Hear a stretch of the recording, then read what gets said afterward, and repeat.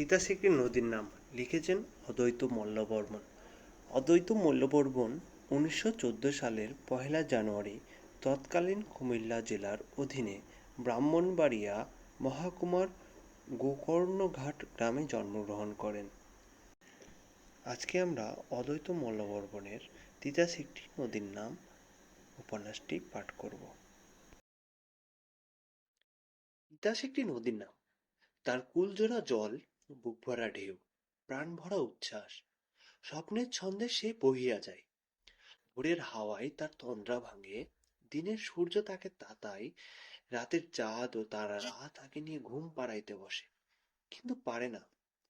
মেঘনা পদ্মার বিরাট বিভীষিকা তার মধ্যে নাই। আবার রোমমণ্ডলের মরায় যদু পণ্ডিতের পাঠশালার পাশ দিয়া বহিয়া যাওয়া শীর্ণ পল্লী তটিনীর চোরা কাঙ্গালপনাও তার নাই। তিতাস মাঝারি নদী। দুষ্টু পল্লীবালক তাকে সাঁতরাইয়া পার হইতে পারে না। আবার ছোট নৌকায় ছোট বউ নিয়া মাঝি কোনোদিন ওপারে যাইতে ভয় পায় না। তিতাস শাহী মেজাজে চলে। তার সাপের মতো বক্রতা নাই, রিপনের মতো কুটিলতা নাই। কৃষ্ণপক্ষের ভাটায় তার বুকের খানিকটা শুষিয়া নেই, কিন্তু কাঙ্গাল করে না। শুক্লপক্ষের জোয়ারের উদ্দীপনা তাকে ফোলায়, কিন্তু উদ্বেল করে না। কত নদীর তীরে একদা নীল ব্যাপারীদের কুঠি কেল্লা গড়িয়া উঠিয়াছিল, তাদের ধ্বংসাবশেষ এখনো খুঁজিয়া পাওয়া যায়। কত নদীর তীরে মুঘল পাঠানের তাঁবু পড়িয়া আছে।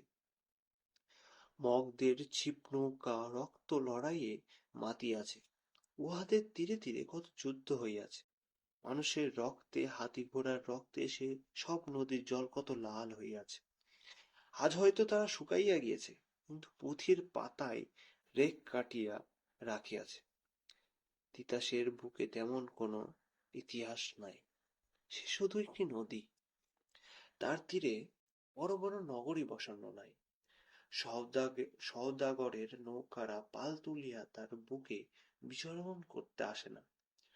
ভূগোলের পাতায় তার নাম নাই। ঝর্ণা থেকে জল টানিয়া পাহাড়ি ছেলেদের ছুঁইয়া ছুঁইয়া উপল ভাঙ্গিয়া নামিয়া আসার আনন্দ কোনকালে সে পায় নাই। অসীম সাগরের বিরাট চুম্বনে আত্মবিলয়ের আনন্দ কোনকালে তার ঘটিবে না।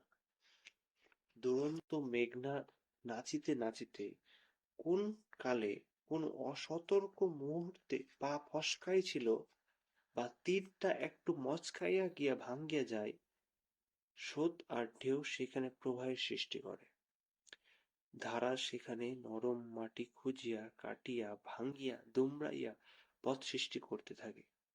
এক পাখি শত শত পল্লী দুই পাশে রাখিয়া অনেক জঙ্গল, অনেক মাঠ ময়দানের ছোঁয়া লইয়া ঘুরিয়া আসে। মেঘনার গৌরব আবার মেঘনার কোলেই বিলীন হইয়া যায়, এই তার ইতিহাস। কিন্তু সে কি আজকের কথা? কেউ মনেও করে না কিসে তার উৎপত্তি হইল। শুধু জানে সে একটি নদী। অনেক দূরপাল্লার পথ বাহিয়া উহার দুই মুখ মেঘনায় মিশিয়াছে। পল্লী রমণীর কাকনের দুই মুখের মধ্যে যেমন একটু ফাঁক থাকে, তিতাসের দুই মুখের মধ্যে রহিয়াছে তেমন একটুখানি ফাঁক, কিন্তু কাকনের মতোই তার বলয় আকৃতি। অনেক নদী আছে, বর্ষার অকুণ্ঠ প্লাবনে ডুবিয়া তারা নিশ্চিহ্ন হইয়া যায়। পাড়ের কোনো হাদিস থাকে না, সব দিকে একাকার। কেউ তখন বলিতে পারে না এখানে একটি নদী ছিল। সুদিনে আবার তাদের উপর বাঁশের সাঁকর বাঁধ পড়ে। ছেলে মেয়ে বুড়ো বুড়িরা পর্যন্ত একখানা বাঁশে হাত রাখিয়া আর একখানা বাঁশে পা টিপিয়া টিপিয়া পার হইয়া যায়। ছেলে কোলে নারীরাও যাইতে পারে। নৌকাগুলি অচল হয়, মাঝিরা কোমরে দড়ি বাঁধিয়া সেগুলোকে টানিয়া নেয়। এপারে ওপারে ক্ষেত, চাষিরা দিনের রোদে তাতিয়া কাজ করে। এপারের চাষি ওপারের জনকে ডাকিয়া ঘরের খবর জিজ্ঞাসা করে, ওপারের চাষি ঘাম মুছিয়া জবাব দেয়। ঘরগুলি নামিয়া স্নান করিতে চেষ্টা করে, অবগাহন স্নান, কিন্তু গা ডোবে না। কাক স্নান করা মাত্র সম্ভব হয় কোনো রকমে নারীরা কুমোর জলে গা ডুবাইবার চেষ্টায় উবু হইয়া দুই হাতে ঢেউ তুলিয়া নিচু কইরা ঘাড়ে পিঠে জল দিয়া স্নানের কাজ শেষ করে। শিশুদের ডুবিবার ভয় নাই বলিয়া মায়েরা তাদের জলে ছাড়িয়া দিয়াও নিরুদ্বেগ বাসন মাজে, কাপড় কাচে, আর 1 পয়সা দামের কার্বলিক সাবানে পা ঘষে। অল্প দূরে ঘর, পুরুষ মানুষের ডাক দিলে এখানে হইতে শোনা যাইবে, তাই ব্যস্ততা নাই। সত্যি কি ব্যস্ততা নাই? যে মানুষটা এক গা ঘাম লইয়া খেতে কাজ করিয়া বাড়ি গেল, তার ভাত বাড়িয়া দিবার লোকের মনে ব্যস্ততা থাকিবেই তো। দুপুরে নারীরা ঘাটে বেশি দেরি করে না, কিন্তু সকালে সন্ধ্যায় দেরি করে। পুরুষরা এজন্য কিছু বলে না। তারা জানে এই নদী দিয়া কোনো সদাগরের নৌকার আসা যাওয়া নাই। শীত শীতে বড় কষ্ট, গম গম করিয়া জলে নামিতে পারে না। জল খুব কম, সারা গা তো ডোবেই না, কোমর অব্দিও ডোবে না। শীতের কনকনে ঠান্ডা জলে হুম করিয়া ডুবিয়া ভাসিয়া উঠিবার উপায় নাই। একটু একটু করিয়া শরীর ভিজে, মনে হয় একটু একটু করিয়া শরীরের মাংসের ভিতর ছুরি চালাইতেছে কেউ। চৈত্রের শেষে খরায় খা খা করে। এতদিন যে জলটুকু অবশিষ্ট ছিল, তাও একটু একটু করিয়া শুষিতে শুষিতে একদিন নিঃশেষ হইয়া যায়। ঘামের ঘা ধুইবার আর উপায় থাকে না। গরুরা জল খাইতে ভুল করিয়া আসিয়া ভাবনায় কাতর হয়। মাঘের মাঝামাঝি সর্ষে ফুলে আর কড়াই মটরের সবজিমায় দুই পাড়ে নকশা করা ছিল। নদীতেও ছিল একটু জল। জেলেরা 3 কোনা ঠেলা জাল ঠেলিয়া চাঁদা পুঁটি টেংরা কিছু কিছু পাইত। কিন্তু চৈত্রের খরায় এসবের কিছুই থাকে না। মনে হয় মাঘ মাসটা ছিল একটি স্বপ্ন। চারদিকে ধূ ধূ করা রুক্ষতায় কাতরায় লোকে বিচলিত হয় না, জানে তারা এ সময় এমন হয়। তিতাসের 13 মাইল দূরে এমনি একটি নদী আছে, নাম বিজয় নদী। তিতাসের পাড়ের জেলেদের অনেক কুটুম বিজয় নদীর পাড়ের পাড়াগুলিতে আছে। তিতাসের পাড়ের ওরা ওই নদীর পাড়ের কুটুম বাড়িতে অনেকবার বেড়াইতে গিয়াছে, বিয়ের কানের খোঁজে গিয়াছে। সেসব গায়ে তারা দেখিয়াছে চৈত্রের খরায় নদী কত নিষ্করুণ হয়। একদিক দিয়া জল শুকাইয়া আরেক দিক দিয়া মাছেরা দমবন্ধ হওয়ার আশঙ্কায় নাক জাগাইয়া হাঁপায়। মাছেদের মতো জেলেদেরও তখন দম বন্ধ হইতে থাকে। সামনে মহাকালের শুষ্ক এক কঙ্কালের ছায়া দেখিয়া তারা একসময় হতাশ হইয়া পড়ে। যারা বর্ষার সময় চাঁদপুরের বড় গাঙে নৌকা লইয়া প্রবাস বাহিতে গিয়াছিল, তারা সেখানে নিকারের জিম্মায় নাও জাল রাখিয়া রেলে চড়িয়া আসিয়া পড়ে। তাদের কোনো চিন্তা থাকে না, হাতের টাকা ভাঙ্গিয়া এই দুর্দিন পার করে। কিন্তু যারা বর্ষায় ঘরের মায়া ছাড়িয়া বাহির হই নাই, তারাই পড়ে বিপদে। নদীর ঠনঠনে জল ফেলিবে কোথায়? 3 কোনা ঠেলা জাল কাঁধে ফেলিয়া আর এক কাঁধে গলা চিপা ডোলা বাঁধিয়া এ পাড়া সে পাড়ায় টই টই করিয়া ঘুরতে থাকে। কোথায় পানা পুকুর আছে মালিকহীন ছাড়া বাড়িতে, চারপাড়ে বন বাদরের ঝুপড়ি, তারই ঝরা পাতা পচিয়া ভারী হইয়া তলায় শায়িত আছে। তারই উপর দিয়া ভাসিয়া উঠিয়া ছোট মাছেরা ফুট দেয়। গলা জল শুকাইয়া কোমর জল শুকাইয়া হাঁটু জল হইয়াছে। মাছেদের ভাবনার অন্ত নাই, কিন্তু অধিক ভাবিতে হয় না। গোপাল কাছা দেওয়া দীর্ঘকার মালো কাদের জাল নামাইয়া ক্ষীণ দৃষ্টিতে তাকাইতে তাকাইতে একসময় খেউ দিয়া তুলিয়া ফেলে। মাছেদের ভাবনা এখানেই শেষ হয়। কিন্তু মাছ যারা ধরিল, তাদের ভাবনার আর শেষ হয় না। তাদের ভাবনা আর সুদূর প্রসারী, সামনে বর্ষাকাল পর্যন্ত। বর্ষাকালে আর খুব বেশি দেরি নাই। সংকট অবসানের সম্ভাবনায় অনেক মালো উদ্বেগের পাহাড় ঠেলিয়া চলিয়াছে। হাতে ঠেলা জল জাল লইয়া চুনোপুটি যা পায় ধরিয়া পোয়া দেড় পোয়া চাউলের জোগাড় করিতেছে, কিন্তু গৌরাঙ্গ মালোর দিন আর চলিতে চায় না। একদিন অনেক খানাডোবায় খেউ দিয়া কিছুই পাইল না।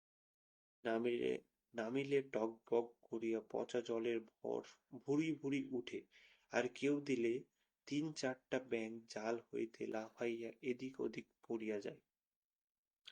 উঠানের একদিকে একটা ডালিম গাছ, পাতা শুকাইয়া গিয়াছে। গৌরাঙ্গ সুন্দরের বউ লাগাইয়াছে, বউ যৌবন থাকিতেই শুকাইয়া গিয়াছিল। গাল বসিয়া বুক দড়ির মতো সরু হইয়া গিয়াছিল, বুকের স্তন দুটি বুকেই বসিয়া গিয়াছিল তার। তারপর একদিন সে মরিয়া গিয়েছিল। সে মরিয়া গিয়া গৌরাঙ্গকে বাঁচাইয়াছে। তার কথা গৌরাঙ্গ সুন্দরের আর মনে পড়ে না। তারই মতো শুকাইয়া যাওয়া তারই হাতের ডালিম গাছটা চোখে পড়িতে আজ মনে পড়িয়া গেল। উহ, বউটা মরিয়া কি ভালোই না করিয়াছে। থাকিলে আজ তার অবস্থা হইত ঠিক নিত্যানন্দ দাদার মতো। নিত্যানন্দ থাকে উত্তরের ঘরে। তার বউ আছে, তার আছে একটি ছেলে, একটি মেয়ে। নিত্যানন্দের পরিবারের দিকে চাহিয়া গৌরাঙ্গ শিউরিয়া ওঠে। এক পেটের ভাবনা নিয়াই বাঁচি না, দাদা চারিটা পেটের ভাবনা মাথায় করিয়া কেমনে তামাক খাইতেছে। তার জন্য কোনো ভাবনাই নাই। সত্যি নিত্যানন্দের আর কোনো ভাবনা নাই। যতই ভাবিয়াছে কোনো কুল কিনারা পায় নাই। বউ ঝিমাইতেছে। ছেলে মেয়ে দুইটা নেতাইয়া পড়িয়া কিসের নির্ভরতায় অক্ষম নিত্যানন্দর মুখের দিকে চাহিয়া আছে। আর নিত্যানন্দ ভয় না দেখিয়া কেবল দাওয়াত টানিতেছে। পশ্চিমের ভিটায় গৌরাঙ্গ সুন্দরের ঘর।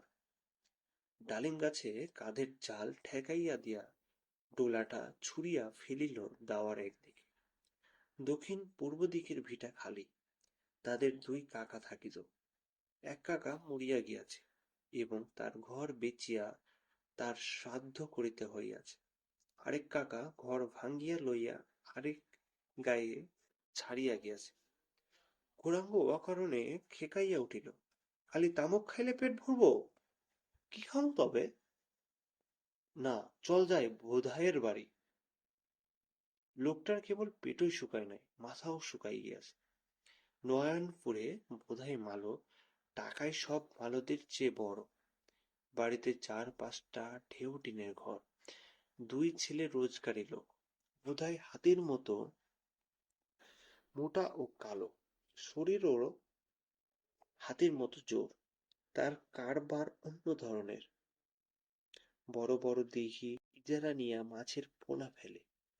মাছ বাড়িতে থাকে, আর তারা ৩ বাপ বেটায় লোকজন লইয়া জাল ফেলে, মাছ তোলে, মাছ চালান দেয়। এ কাজ বোধ হয় অনেক লোকজন খাটায়। নদীতে জল না থাকিলে মালোরা যখন দুই চোখে অন্ধকার দেখে তখন তারা যায় ভোধাইয়ের বাড়িতে। কিন্তু তিতাসের কত জল, কত স্রোত, কত নৌকা, সব দিক দিয়াই সে অকৃপণ। আর বিজয় নদীর তীরে তীরে সে মালোরা ঘর বাঁধিয়া আছে। তাদের কত কষ্ট। নদী শুকাইয়া গেলে তাদের নৌকাগুলি অচল হইয়া থাকে, আর কাঠ ফাটা রোদে কেবল ফাটে। তিতাস তীরের মালোরা যারা সেখানে বেড়াইতে গিয়াছে, চৈত্রের খরায় নদী কত নিষ্করুণ হয় দেখিয়া আসিয়াছে। রিক্ত মাঠের বুকে ঘূর্ণির বুভক্কা দেখিতে দেখিতে ফিরতি পথে তারা অনেকবার ভাবিয়াছে, তিতাস যদি কোনোদিন এরকম করিয়া শুকাইয়া যায়। ভাবিয়াছে, এর আগেই হয়তো তাদের বুক শুকাইয়া যাইবে। ভাবিতে ভাবিতে হঠাৎ পাশের জনকে নিতান্ত খাপ ছাড়া ভাবে বলিয়াছে, বিজনার পারে মালো গোষ্ঠী বড় আভাগা রে ভাই, বড় আভাগা। যারা বিজয় নদীর দশা দেখে নাই, বছরের পর বছর কেবল তিতাসের তীরই বাস করিয়াছে, তারা এমন করিয়া ভাবে না। তারা ভাবে ৩ কোণা ঠেলা জাল, আবার একটা জাল, তারে হাঁটু জলে ঠেলিতে হয়। উঠে চিংড়ির বাচ্চা, হাত ৩ মতো মোটে লম্বা। বিজয়ের বুকে তাই টোবে না। তিতাসের জলে কত বড় বড় জাল ফেলিয়া তারা কত রকমের মাছ ধরে। এখানে যদি তিতাসের নদী না থাকিত, বিজয় নদী না থাকিত, তবে নাকের চারিদিক থেকে বায়ুটুকু সরাইয়া রাখিলে যে যা অবস্থা হয়, তাদের ঠিক সেই রকম অবস্থা হইত। ওদের মতো ঠেলা জাল ঘাড়ে করিয়া গ্রামান্তর খানা ডোবা খুঁজিয়া মরিতে হইত।